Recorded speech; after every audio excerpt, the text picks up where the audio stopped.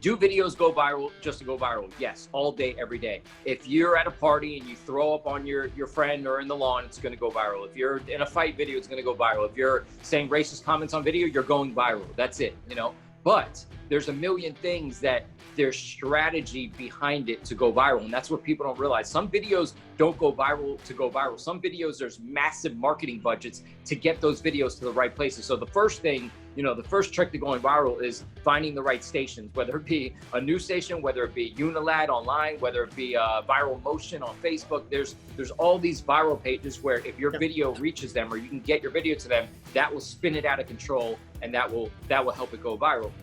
Welcome to Stuck to Unstoppable, where we interview the world's foremost thought leaders to break things down in order to help you get past your hurts, habits, and hangups and finally level up and move forward. I'm your host, Scoggins. Now let's go ahead and get into today's guest and our featured conversation. You're not going to want to miss it.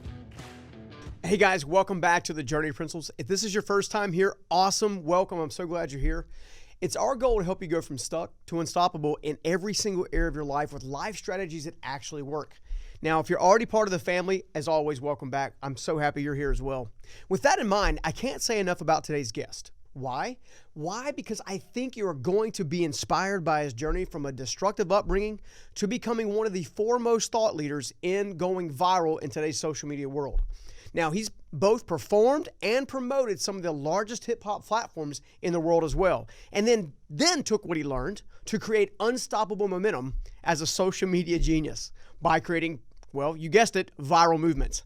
And to add to his already long list of world-renowned achievements, he also just launched a brand new show called America Gone Viral. He's an entrepreneur, he's an artist, and he's an all-around awesome dude. Guys, help me welcome Brian Breach. Brian, what's going on, dude? How you doing, man? What's going on, man? How you doing today? Dude, I'm loving life, man. You know, it's funny. It's almost fall, thank God. So I'm kind of ready to experience that rather than all this heat, and I'm hoping it doesn't bring back too much craziness with all this other COVID stuff in the world. And we're living in apocalyptic times, dude. But we're gonna get through it. We are, because we're entrepreneurs, and that's what we do, right? That's what we do. When bad comes our way, we turn into a positive. That's all you can do. That's right. Well, look, I want to, if it's all right with you, I want to jump into like the beginning of Brian before we jump into the transformation of Brian, if that's cool. Would you mind like sharing a little bit about where you come from and kind of like, kind of really that backstory? Because really the backstory, I think, is where the transformation comes from. Absolutely. That's 100% where it comes from. And it's why I didn't realize it till later in life that's where it came from. But yeah. So, to make a very long story short, I was born in New York. And how I like to word it, how I said it in my TED Talk was, I come from a very busy dad and extremely abusive mom. It was really crazy around the house. And my dad, they were fighting custody battle. And he was literally planting audio cassette tapes around the house to try to catch my mom's abuse so we could try to use it in the custody battle. I mean, she literally cut my face open. All kinds of crazy stuff went on. And then she was arrested around that time. It's funny, I found out later in life she was arrested in front of me. I don't remember it specifically, but she was arrested in front of me for interstate trafficking charges, and somehow she got off on that and ended up getting probation or something to that effect. And during that period of time where they were going through the divorce, or a little bit before the divorce, she ended up cheating on my dad. She contracted HIV from a house guest that was staying at her best friend's house in the basement. She ended up getting HIV from this guy, and then my dad, in her divorce, she ends up taking us to Florida. I have no idea through the custody battle how on planet Earth, with everything going on, she got custody of me and my sister and ended up getting to Florida. But somehow my dad had a horrible lawyer. He told me when we got down here, she met a man named Jordan, who I actually found out that she ended up giving HIV as well, but that wasn't discovered till later on. He was murdered in some kind of drug deal gone wrong in West Palm Beach. While just right after he moved out of my house, and my mom was in the hospital, pretty much on her deathbed from having AIDS. I found that out because my grandmother came to me with a newspaper one day, and she hands it to me, and she's literally like, "I want you to read this." She didn't come out and just say Jordan had been murdered in some kind of deal. She said, "Read the newspaper." And I read it, and that's when I found out.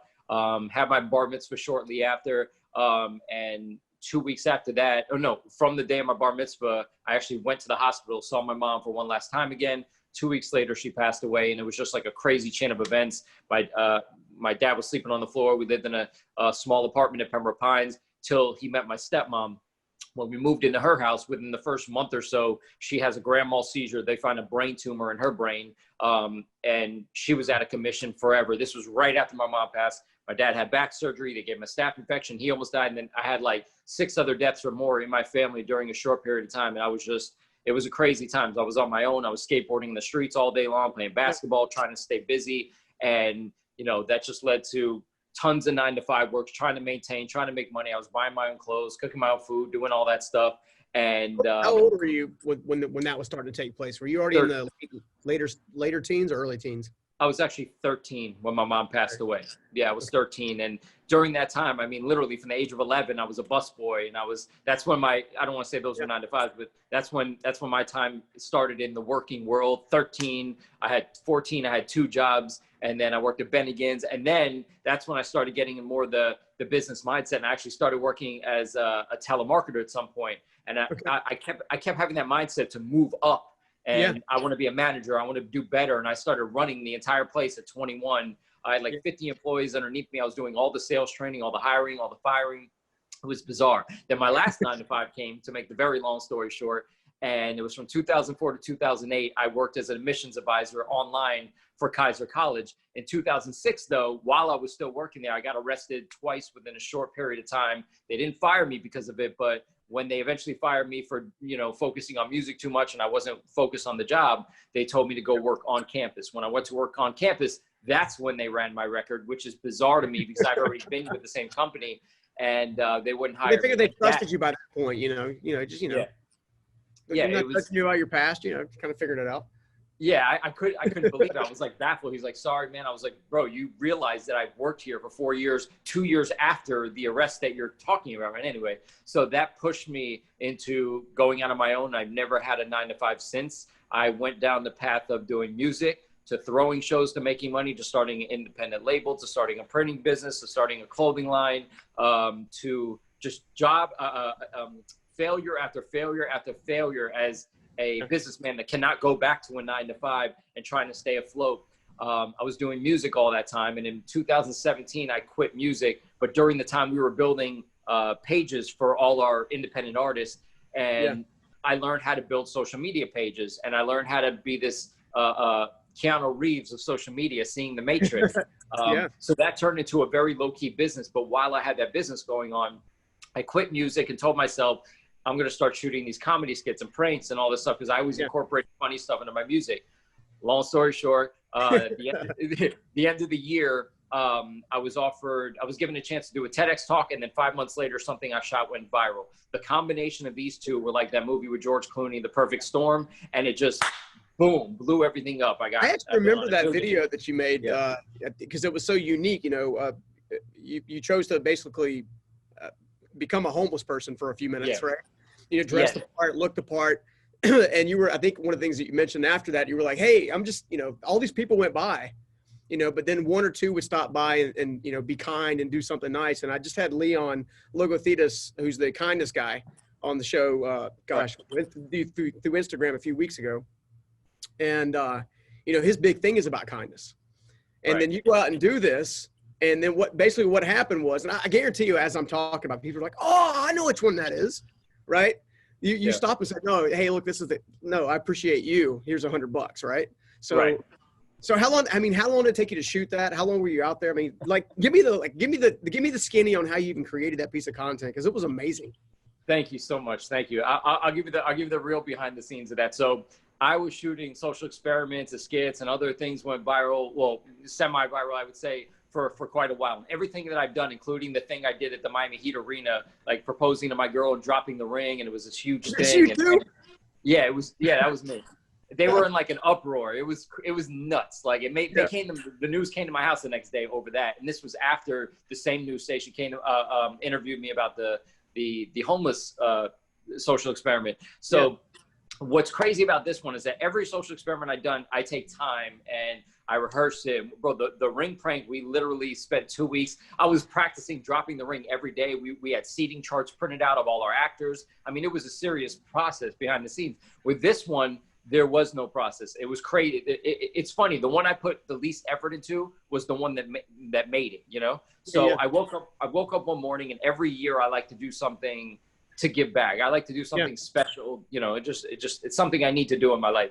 And I woke up and I saw a video on Facebook where it was like a very rich guy gave money to a homeless guy to give to other homeless people. And then when he did, they gave him the money. So I saw that and I was like, wow, that's pretty awesome. Let me see if I can kind of switch it around and do a different play on that. So I got really inspired and I called my videographer. It was this girl, Jordan, at the time. And I was like, there's no way. In the history of me shooting videos, none of my videographers were able to just come like that, ever. It just doesn't work like that. I got to schedule it out. And I was like, hey, I got a great idea. We got to shoot it. And she was at some like engagement, wedding dinner or something to that effect. I'm like, no way she's coming. She goes, I'll be there in 2 hours. I'm like, are you sure? She must have been bored at that. She must have been bored. Yeah. I'll be there. So I run to the store real quick. I run to Walgreens and I get, something, the cardboard. I get the marker. I draw it out. And coincidentally, I usually don't tell this part of the story, but coincidentally, I don't know if you ever heard of Help Me Howard in Florida. He's a famous news. So he's standing in line in front of me. And while I'm buying all this stuff, and I'm like, hey, you're Howard, right? And he's like, yeah. I was like, oh, it's crazy. I'm about to do something that I think might make your news station. And he looked at me like I was fucking crazy. He's like, okay, whatever you say, bro. He walks out. I go home. I cut up my clothes. I put fake dirt all over my face, all of I put ketchup all over my shirt. Like it was just disgusting. And we went to one shopping center and I sat there on the ground. Not one person even looked at me. And she came up. She's like, you know what? We need to just stand right in front of Target. Right in front of Target where everyone's coming in. We'll get some people. We do it. And she's parked across the street. She got the camera. Nobody could see her. And what was crazy about it was that I had all kinds of reactions. And one guy actually came up to me in the middle of it. And he goes, hey, man, I recognize your videos. You're Brian. And I'm like, get out of here, bro. You're ruining this whole vibe. So I had one guy came up to me. When I gave him the money, he gave me a hug and he started crying. It was the best reaction. I had another guy that had his kid with him. And he was like, thank you so much for doing this. It was such a teachable moment. And it was incredible. And then they asked to interview me that night on Channel 7. And that was it. It just blew up. The next 5 days was calls from CNN, Fox, MSNBC, NBC, ABC, Yahoo. It was a bizarre week, to say the least. Oh, my gosh. You know, it's funny. My wife and I have been doing something for a long time now, for about probably 4 years now. Our kids are well, they're not teenagers. They're growing up teenagers. They're both they're now, one's going to Full Sail, ironically. And one. Wow. So he wants to get into graphic design and the whole deal and, and whatnot. But one of the things we used to do is I would typically take out, a few $1,000. I put it in our pocket. We used to go to Target and hand out cash just for fun during the holidays. What are the odds that you say Target too? No, right. That's what I was just saying. It's not like our lives are already like this, right? Right now, I went to work. I started to work at 11 years old. I technically began providing for myself at 13. I was out on my own by the time I was 16 and a half, like literally living on my own. Wow. Right. So, that's young. Yeah. So, it's funny, but those experiences, we actually enjoy that era of giving more than receiving. Like we're at this place in life where we've been very fortunate. I've been very blessed to create, some successful businesses and things like you have. As a result, you typically have overflow. And I'm a big believer in overflow. You got to overflow. It's nice to share with those who are still learning how to achieve overflow. Right. And, one of the things that we used to do when we'd hand this money out is a lot of times people were in Target. We'll call it Target, Walmart, whatever store. So it was Target, right?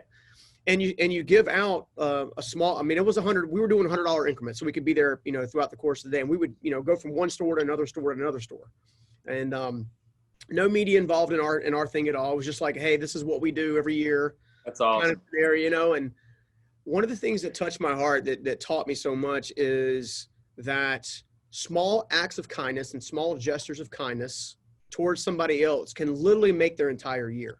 Oh God, even a compliment sometimes. You don't realize what people are going through. I was just telling my nephew yesterday, one little compliment could change the trajectory of somebody's life. Well, they say the last time somebody actually received applause, where they actually heard applause, for most people was actually at a high school graduation. Oh my God.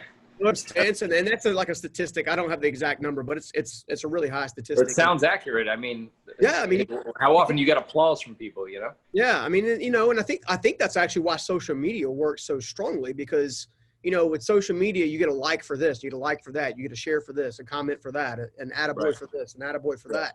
And I think there's a part of us that's actually starving for that affirmation.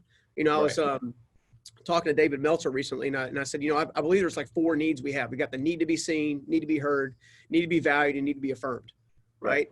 And if we feel like we've got those 4, we're actually like living a meaningful life. But I'm curious what that experience, right, that Target experience, the homeless experience, like, because I was actually homeless for probably 3.5, 4 months before I kind of got my stuff together and figured life out a little bit.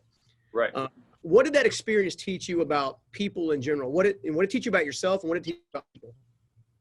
Well, so it's you know, it's an experience. I mean, the thing was the things I know about giving back, I learned long before that particular experience. So, I mean, there was one year I literally went to McDonald's and it was just the first thing I thought of when I wake up, spent $100, got like literally 100 hamburgers, popped my trunk, went down and did it. I used to do, and pass out burgers. I used to throw, I did a show back in the day, like probably, 2007 called Hip Hop Helps. And it was raising money for homeless people and things like that. So I've always kind of been in that mode because what else are we here for? You know, I mean, do I want to get rich? Of course. Do we all want to do well? Do we all want to have nice out? Of course. But at the end of the day, I want my name to be remembered for what I did to help people and not just because I'm a selfish bastard. You know what I mean? So it has to be more so. But that particular day, it showed me, okay, if I have to come up with one thing from that particular day, what it showed me was that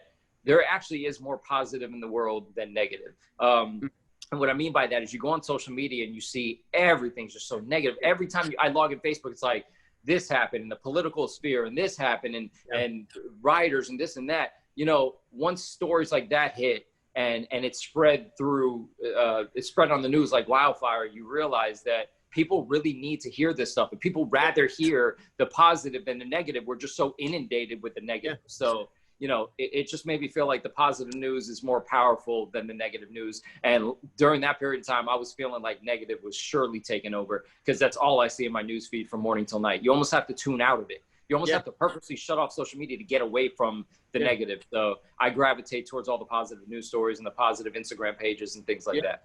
I think that's one of the reasons why I really like what you've been doing for so long is because you do focus on more the optimistic side of things, to have fun, like, you know, let's connect kind of like mentality. That's one of the things I love, you know. Thank you. So you've had all this experience in creating viral content. Like, is there an actual formula? Is it just something you're gifted at? You like what can someone like myself who actually desperately wants to change the world, like I desperately want to make an impact, what I refer to is what you just referred to, I just call it something different, which is having a legacy that outlives you. Like, that's what I want to do. Right. How do I impact the world? Like, what's the secret sauce? What's the formula? It's so funny. That question reminds me of that movie Limitless, where Robert De Niro's like, you have a recipe for you have delusions of grandeur, and Bradley Cooper's like, no, I have a recipe for grandeur. So there's somewhat of a recipe to going viral. Now, the thing is, what's funny is that after the thing went viral and after my TEDx talk, I was contacted by someone to start speaking, and I went to the Hamptons. I started speaking around the country, and they asked me to speak about how to go viral, which is the one thing I never in a million years thought would come to fruition. Like, hey, do you want to speak around the country now about how to go viral? And I'm like, hell yeah, okay, I'll teach. So I'm here. It'd be fun. Yeah. So there's a trick in a sense. Okay. So. Do videos go viral just to go viral? Yes, all day, every day. If you're at a party and you throw up on your friend or in the lawn, it's going to go viral. If you're in a fight video, it's going to go viral. If you're saying racist comments on video, you're going viral. That's it, you know. But there's a million things that there's strategy behind it to go viral. And that's what people don't realize. Some videos don't go viral to go viral. Some videos, there's massive marketing budgets to get those videos to the right places. So the first thing, you know, the first trick to going viral is finding the right stations, whether it be a news station, whether it be Unilad online, whether it be Viral Motion on Facebook. There's all these viral pages where if your video reaches them or you can get your video to them, that will spin it out of control and that will help it go viral. Now, the main thing that I've been teaching when people ask me to teach about how to go viral is this. So I like to call it Easter eggs. Now, it's not necessarily always about going viral. It's about getting the most views out of a video, getting the most likes, getting the most engagement on a video. Now, the way to do that, and this is the example that I used one time that I was speaking, I think the first time I talked about it was in the Hamptons. Let's take a real estate agent, for example, because lately I've been seeing a lot of real estate agents try to use social media to blow up a house or try to sell a house. I saw one guy who was rapping, and he's like, I'm here with this home. You're going to be the, and he's like rapping about the house. Good? Yeah, video goes viral. So was the dude any good? What's that? Was the dude any good? It was decent. It got millions and millions of views. I mean, it's a smart way to do it. So what I like to call dropping Easter eggs in your videos. And Easter eggs are things that create people to comment. Now, let's just take a real estate guy, for example. He's trying to sell a house in front of a mansion, right? And the guy's selling a house, and by pure accident, a neighbor walks by and is walking a dog, and the dog takes a shit on the lawn right in the back of his video. Normally, normal people would say, oh, I'm watching this back. Oh, we gotta redo the shot. A dog shitting in the background of my video, and I gotta be a professional real estate agent. My advice to that guy would be, do not in a million freaking years cut that dog shitting out of the background. And the reason being is this: you want people to find things to comment about. And even if it's not your audience, that's just how social media is. You're going to have the negative come out first. That's just how people are. People want to feel special. They want to be the first person to point out a dog shitting in the background of a real estate video. So over and over and over, you're going to get 50 comments about a dog crapping in the background. Then, for example, let's say you're wearing a very oddly colorful tie, and you're like, you know what? I hate the way that tie looks. Let's change it. Now you got the dog shitting in the background. You have this weird tie. You don't like it. Should you take the tie out of your video? No. Leave the odd shaped color tie in there, because you're going to have 50 people talking about the dog in the background. You're going to have another 50 people commenting on your tie. Is that what you want? Is that how you're going to sell the house?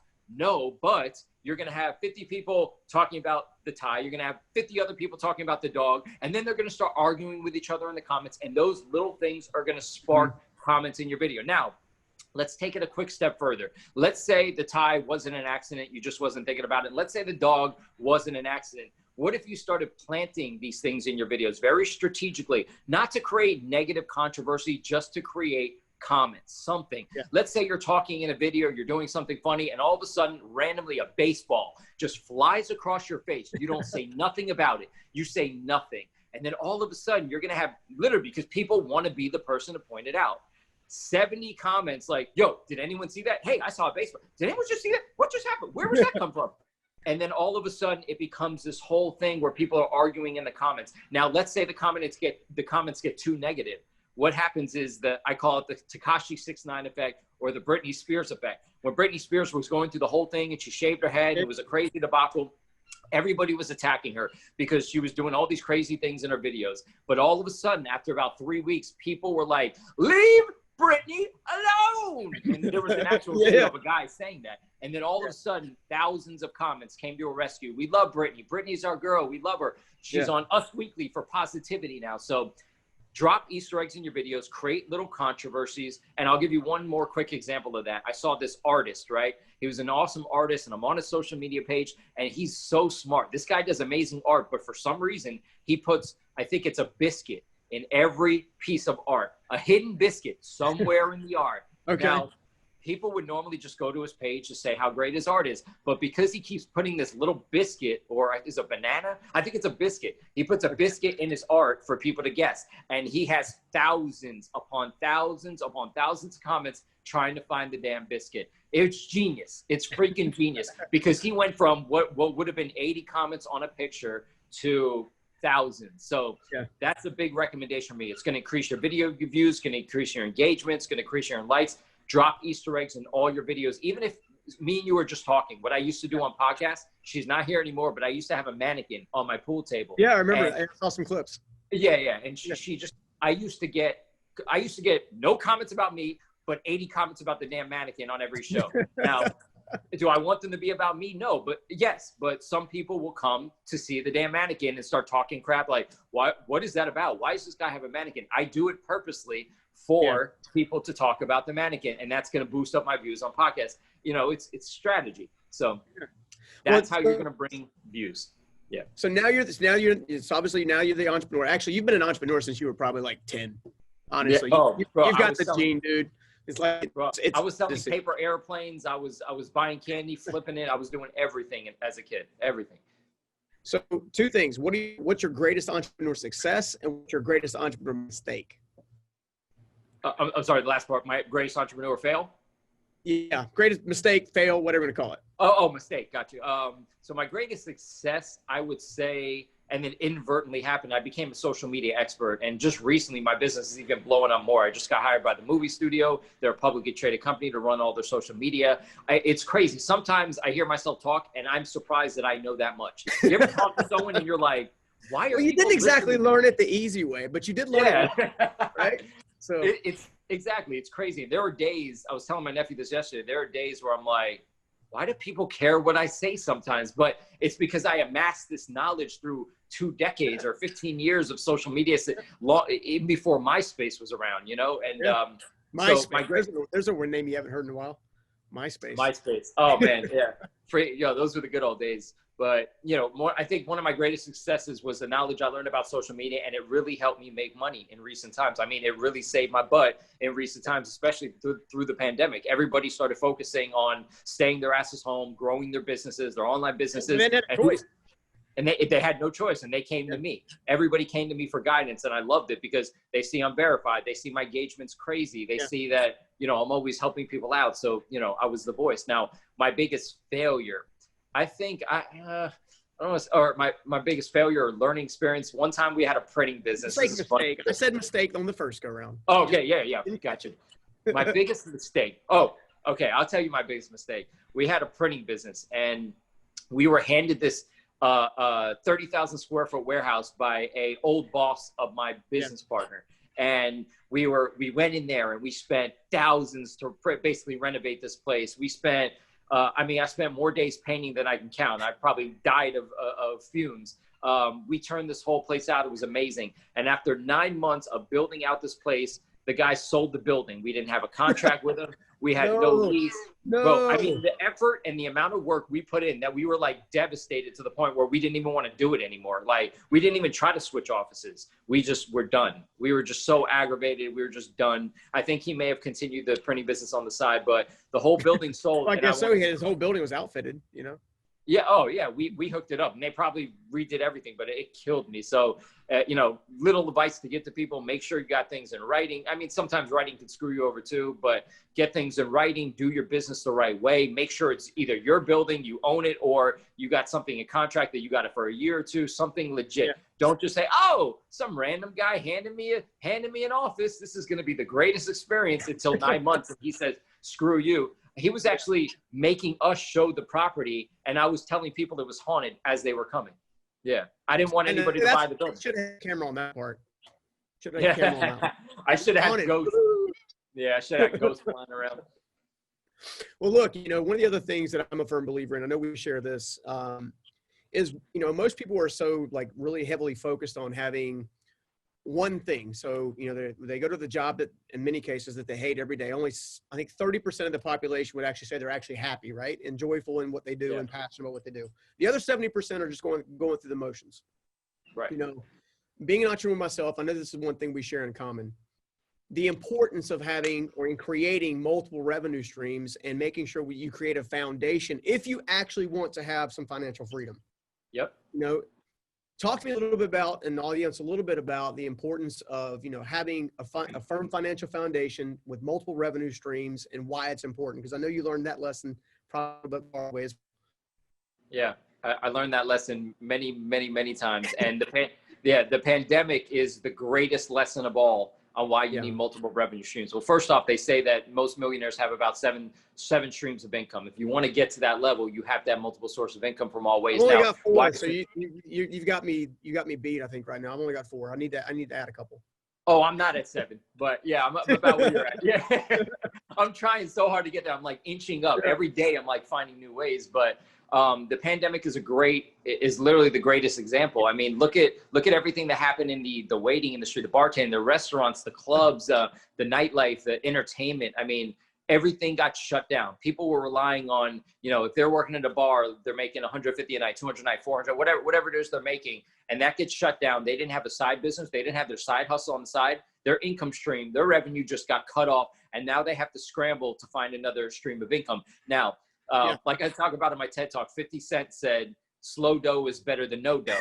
Now, I love that. even though, you have one stream of revenue got cut off and you have, say, two other ones, even if it's something small like, a woman selling makeup on the side or bracelets or whatever it is, even if it's only bringing in $200 a week, guess what? That's $800 a month that you would not have had now that the pandemic just cut off your job. $800 a month is going to pay half your rent or a couple bills. It's going to save you. And then you can go scramble, find another stream of income. So having multiple streams of income, the reason it's important is because one will prop you up when the other two fail. One will prop you up when one fails. And that's necessary in everybody's life, especially from what we've just seen in 2020.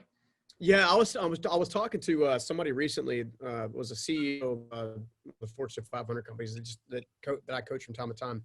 Nice. And one of the things that he mentioned, he's like, man, we were caught, our entire organization, and we're talking about a huge organization, right? Right. Thousands of team members, like huge organization. And he goes, I don't understand how your businesses are being successful right now when everything else around us is kind of falling apart. And what I referred to him is, I said, when everybody else is bragging and raving about the bull market, everything's awesome. I said that what you have to remember is to be prepared for the bear, right? Because you've learned this, business is a set of seasons. Oh God. I know. You can't think, oh, it's home run from here, baby. Something's going to get in your way. We had the 2008 downturn with the housing stuff. And, one of the companies I own is a good sized construction company. So I made it through that. Right. And I wasn't prepared for that one. I made it through that one with the very skin of my teeth. Right. Right. The cool thing about it was that it taught me a lesson. And the lesson that it taught me is if you do focus on having the multiple streams of income, you do think we'll put in the sacrifice and the work to actually put that into place. Right. Even though what you want to do is go buy the boat, go buy the car, go buy the house, go out to fancy dining and stuff like that. I'm not saying don't do some of that, like in moderation, but don't have one or two really successful years and take all of that liquidity, that capital, and not reinvest it in other things that are going to make you money. Right. Right. During this whole downturn, like you were talking about, I've been very fortunate and blessed even to have businesses that, one of my businesses was one deemed essential. Right. But I had to pivot. I put on live events. Right. I do a 4-day seminar to help people transform their lives. We had to pivot. Nobody can come into our live event center and sit down. Right. So but we already had in the pipeline an online portal that was already coming up, an online school that was already coming up. You know what I'm saying? And that's what it taught me, because in 2008, here's my biggest takeaway with the first faced. I know you've got this now for sure, right? Which is, if you will be prepared for the bear, if you're prepared for the bad season kind of thing, then when everybody else is falling apart and all the other customers and all the other businesses are failing, guess who's left with an open market share? It's all you. You see what I'm saying? So, that's why I think it was so important to kind of double down on that particular concept of multiple streams of income, the side hustle, the DoorDash, the Domino's pizza, like whatever you've got, got going on, like put 5 years into it. Right. Put 5 years, put 5 foundational years into it. And then you can take it and actually take that liquidity and do like you've got: printing company, clothing line, promotion services, social media viral, it works, right? Oh, it absolutely works. You're 100% correct. I totally agree. You got to get on the grind and literally do what you got to do. I was watching the show, The Peaky Blinders, the other day. I don't know if you're familiar with it, but there was in the last season, they had all their money in the stock market and they were doing well. They were kind of getting out the gangster side a little bit. Stock market crashed. So Thomas Shelby literally started doing everything. He went back to his old school ways. He's doing gambling, bookies, strong arming. I'm not saying go that route and do negative things, but it's, in that show, it's funny. Certain shows, even shows like that, kind of motivate me, because I'm like, damn, that's the right way to do it. He was up here. He got rid of his ego. He said, I was already up here. I was doing this and that. He went back to the nitty freaking gritty, and he's making money all sorts of ways to get that money back. And sometimes you got to put your ego aside and you just got to do it. Like you said, the DoorDash, even if you're making $100,000 a year, you go be an Uber. It doesn't, that's little money. It doesn't matter. Make it happen. Well, I'm too special to drive an Uber. Yeah, no, there are. And, we actually live in a society where people shame people. I mean, I've seen it. There was a famous rapper. I forgot who it was just lately. And he was he was an Uber after having millions of dollars and tour around the world. And I'm sure the guy's still rich, but he just wants a trickle of money coming in. I'm sure he wasn't doing it because he was broke. I truly believe in my heart he was doing it just to have another trickle of income coming in. Screw it, But we live in this weird society where everyone wants to, shame you, bro. Sometimes you got to do what you got to do. Well, but and I think it's an important thing because, I think, so I would say that I would argue that one of the things that has helped with your and my overall success in building our companies was our upbringing, was the fact that it forced us at all times to be like creative, like just to survive. Right. And then all of a sudden you realize that it's taught you that. So it's taught you about innovation. It's taught you about thinking out of the box. It's taught you about being creative. Right. And I think far too many people get so focused on being complacent and in the comfort zone. Right. Was there a time when you were in a comfort zone, or have you always been kind of a grinder, like I'm going to get this done somehow, some way, like kind of thing? Yeah. I've always been a grinder. Yeah. Ever since I was young, and I used to literally play a game called Flips. I take home $6 a day or something like that. I literally sold paper airplanes. I spent all my summers making, bracelets with wire and selling them always. But yes, there are times in my life where I was less motivated and I got complacent, and it took a little bit of time to learn how to, when you're in your home all day every day and you got a TV and you got computer and you got you just got things around you that are distractions, and you don't have a boss micromanaging you. It takes a little bit of time to adjust from the 9-to-5 world to that world. So you have to figure out how to be your own boss and not get complacent at home and not say, hey, I'm going to watch another episode of Peaky Blinders. I can put off that work for another hour because it's happening. Fine. 2 episodes is fine. 10 episodes sitting. Yeah, you get to like 6 episodes. So, but no, it's happening many times because my last place I had a business, my business is upstairs here now. So there are days where it starts creeping in my head again. And I'm just like, stop, back to work, because I've already got myself inside the independent mindset of an entrepreneur and being my own boss. I know how to manage myself. But there are people that don't know how to make that transition. And I know people that have went from 9-to-5s to trying to be their own boss, and they couldn't figure it out. They couldn't get it together. So there are times that I was complacent, but there's ways to get yourself out of that complacency. You got to put things on a schedule. You got to keep things around your house that motivate you. Everything in my house, from the posters behind me to this whole think wall I got over here to the thing above my couch, to literally a thing above my toilet that says, don't give up on your dreams. Everything I set up, even when I'm taking a piss, reminds me to keep moving forward at all times. I need those reminders. Me personally, sometimes I forget why I'm going so hard. Every once in a while, people forget what they're going so hard for, what their original goals, why they're doing this. And I keep daily reminders, all the whiteboards in my room, the whiteboards in my office, daily reminders why I need to keep going and not get complacent. That's awesome. I wrote myself a $100,000 check on my mirror that took me 5 years and some change to cash. Hell yeah. Right. You got it. And you do have to have those reminders, people. Yeah. I've heard people, shame people when they're like, I'm gonna create a vision board. That'll never work. But I'm telling you what, having a picture of where you want to go in front of you consistently on a regular basis. I mean, it changes the game. I was the same guy. I was the same guy saying a vision board. This was years back, like a vision board. Oh, bro. And then he's like, trust me, this is one of my best friends. He was always ahead of his time. He's like, trust me, I do it. And that's what you're seeing every day. It keeps you focused. Yeah. And it's funny. I'm glad you actually mentioned the independent mindset, because that was one of my greatest takeaways in the TED Talk that you did, but which everybody should watch, by the way. If you haven't already done so, you got to go watch the TED Talk for sure. That's my first time ever speaking like that, other than hip hop performing, like speaking to an audience. It was crazy. Yeah. Well, break down what the independent mindset is, because I think that particular piece of content is very valuable today, tomorrow, the next day. It's a piece of content that's going to be valuable for eternity, kind of thing. Right. So what is an independent mindset? So the independent mindset is breaking that 9-to-5 routine, because my whole life up until I was 28 years old, I was micromanaged. Don't get me wrong, I always had my little side hustles going on, but I had a boss over my shoulder, and there was other times I was a manager, but I always had to report to somebody, always. And when you have someone you report to, it's different. When I know I have to open up this telemarketing place I used to work at 9 in the morning, and if I don't show up, I'm going to get fired, or I'm not going to be able to let some of the new salespeople in. I'm screwed, and I know I'm going to lose that job. When you're working from home, and you don't have somebody saying, get your ass up at 9 o'clock or you're going to lose everything. No, you have to get inside the independent mindset. Like, not just you're going to get fired. Like, bro, if you don't get your ass up and get in your office that's one room over from your bedroom at 9 a.m., you're going to be homeless. And that scares the living daylights out of me. So any moment in time I feel like I'm slacking, I jump back in the independent mindset and say, stop it. You're going to be homeless if you don't stop. Everything's on your shoulders. You don't have a boss. There's no one micromanaging you. So people get conditioned, though, to the 9 to 5 life, that literally the 9 to 5, and to have a somebody managing you over your shoulder. You have to figure out how to micromanage yourself. And it's not an easy task. Telling yourself what to do is different than having a boss tell you what to do, and putting the fear of God in you, because you could slack off. So getting inside the independent mindset is breaking that 9 to 5, that 9 to 5 thought in your brain, and just doing what you got to do to get things done.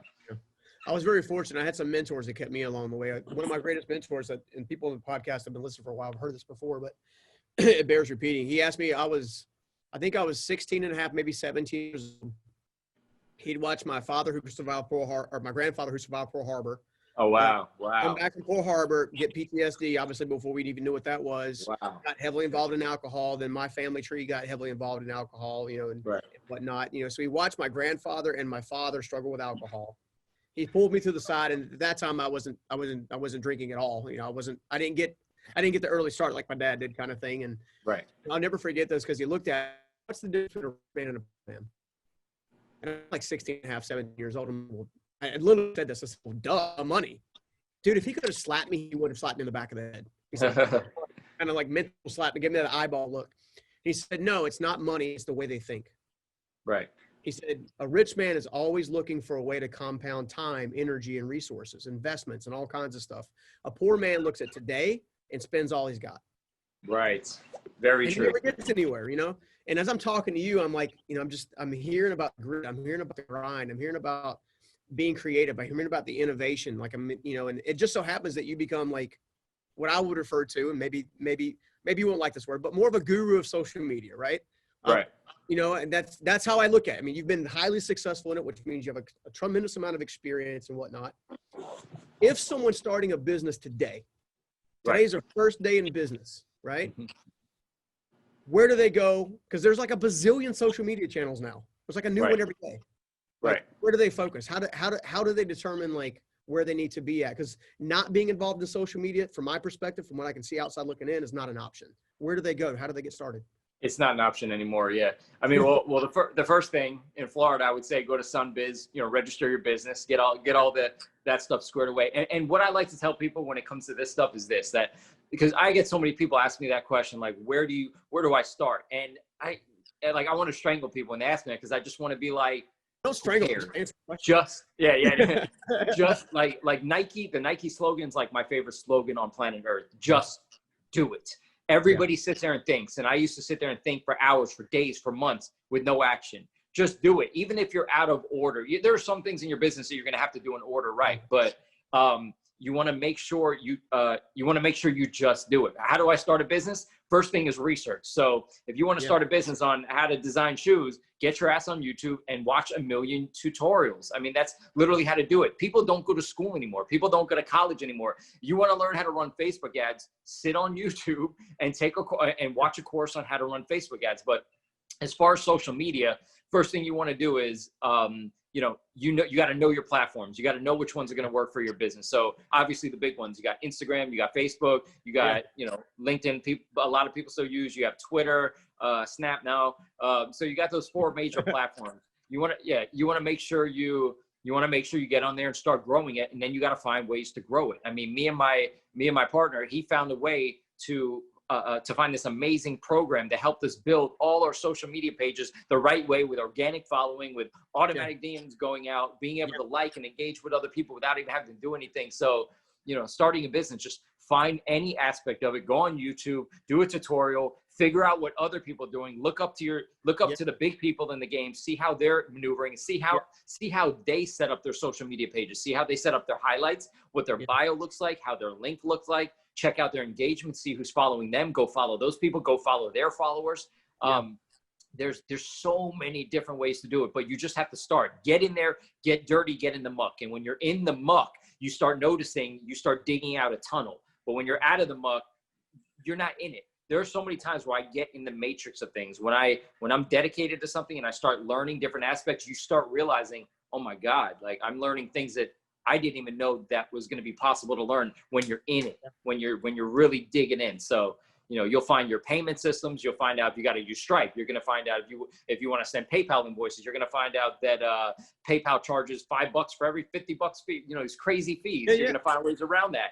You're going to get in the muck, and you're going to bounce like a ping pong ball back and forth, figure out what works. And all of a sudden, you're going to be a polished egg, a nice little diamond. and you're going to know it's an overnight success, right? After you there's no such thing, bro. It takes 10 years at least for anyone to be a real overnight success. Even the one-hit wonders in music, these people didn't just have a one-hit wonder. It took them 10 years to get in a position, to get in a studio with the right execs to have that one-hit wonder.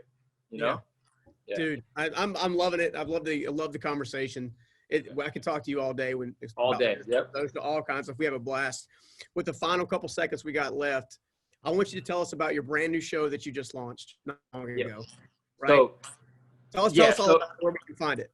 Okay. So I don't want to say it's quite launched yet. I had a pandemic setback. So I mentioned in the intro, so y'all scratch that until he says it's okay. Oh no, it's all good. So I came up with a show called America's Gone Viral, and right before the pandemic, the movie studio, who I'm now working with social media, one of the stipulations, we were going to shoot it, and then I was going to be able to take it and pitch it to the networks that I wanted to pitch it to. We already had the influencers on board. Supreme Patty, who has millions upon millions of followers, was a judge. Francetti, who has millions of followers, and then Tonio Skitz, who has millions of followers, was going to be another judge. I was going to host it. We're still shooting it. We're planning on the dates. It's being worked out, but it's one of the only shows that takes up and coming content creators, because people on TikTok that are blowing up, people want to make careers out of making content, skits, social experiments. The world is changing. So we're going to take up and coming content creators with under 10,000 followers, and we're going to issue them viral challenges, like social experiments before we had to wear masks, skits, pranks, whatever it is. They're going to go out. We're going to film them with a camera crew, 3 different teams of people. So one could be a brother and sister team. One could be cousins. One could be best friends. They're going to go out, and then they're going to present their work, the way they edited it, the way they did it, their Easter eggs they put in there. They're going to present them to the judges. The judges are going to judge, who the best one is. And we're going to let the audience at home, whether it be on YouTube or whatever platform, decide. Whoever gets the most likes, views, and comments on their particular video that week will move up and challenge the next social media content creator. And the one that goes viral will win the whole thing. America's Gone Viral. So it's a unique concept that it's never been seen before. I've never seen a viral competition show for content creators that get issued viral challenges. And everybody and their mother is shooting content right now. So, I'm a content creator. If somebody created the show, I would sit my ass home and watch it every week to see the behind the scenes on how content is made. People want to see cut through the noise. I mean, there's a lot of noise, and it's really hard to determine who's worthy of cutting through the noise and who isn't nowadays. It really is. And people want to see how content is made behind the scenes. Everybody sees the polished version that went viral, but nobody sees what it took and the practice and what it went, how long it took 5 hours to shoot a viral video. We're going to show them the behind the scenes on how the stuff gets made. Dude, I love it. Well, you got to come back on as soon as you get ready for the launch phase. I'm ready. So we already have a piece of content nobody else knew about. But also go ahead and start talking about it, because it's going to blow up big. I know it will. Everything you touch blows up big. So, thank you, dude. How does everybody else find you and can stay connected with you now? I mean, what's the best way for people to kind of stay connected to you, to hear more about what you're doing, more of your content, all that good stuff? Definitely MySpace. No, mainly Instagram Brian Breach. I mean, Facebook Brian Breach 03, YouTube, all that stuff. But my Instagram is pretty much the one. If people really want to get a hold of me, I check my DMs all day. That's awesome, dude. Well, dude, man, I've enjoyed having you. Thank you so much for spending so much time with me. And we went over a little bit on time. Hope I didn't cause you too many problems, but love having you. Can't wait to see you again. And man, just keep cooking. Keep telling us what's going on. You keep killing it, man. Thank you so much for having me. I appreciate you. All right, see you. Take care. Later, man. I hope you enjoyed that video with Brian Breach, Mr. Viral himself. If you did, you're really, really going to love this one right here. One of my clients came in late one day and said, Josh, I wish you can come to my house. I just don't have any equipment. And I was like, wow, this is like one of those ideas where it's just so simple. Why didn't I think of it? Yeah. I'm going to get a vehicle, stock up with all the necessary equipment,